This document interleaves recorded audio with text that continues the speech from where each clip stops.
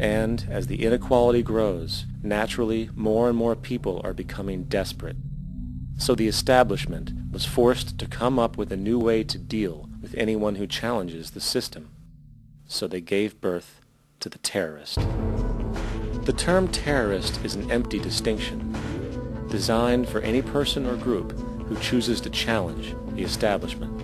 This isn't to be confused with the fictional Al-Qaeda, which was actually the name of a computer database for the US-supported Mujahideen in the 1980s.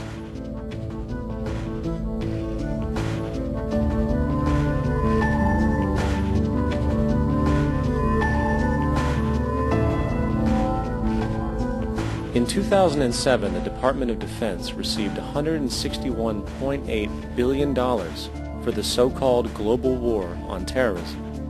According to the National Counterterrorism Center, in 2004, roughly 2,000 people were killed internationally due to supposed terrorist acts. Of that number, 70 were American. Using this number as a general average, which is extremely generous, it is interesting to note that twice as many people die from peanut allergies a year than from terrorist acts. Concurrently, the leading cause of death in America is coronary heart disease, killing roughly 450,000 each year.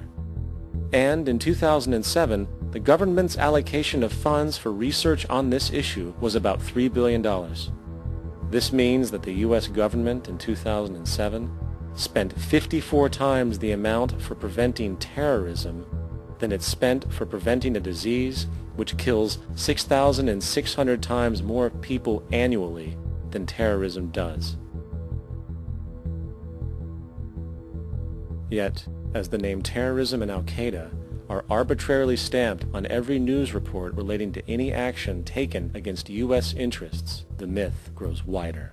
In mid-2008, the U.S. Attorney General actually proposed that the U.S. Congress officially declare war against the fantasy. Not to mention, as of July 2008, there are now over 1 million people currently on the U.S. terrorist watch list. These so-called counterterrorism measures, of course, have nothing to do with social protection, and everything to do with preserving the establishment amongst the growing anti-American sentiment both domestically and internationally, which is legitimately founded on the greed-based corporate empire expansion that is exploiting the world. The true terrorists of our world do not meet at the docks at midnight or scream Allah Akbar before some violent action.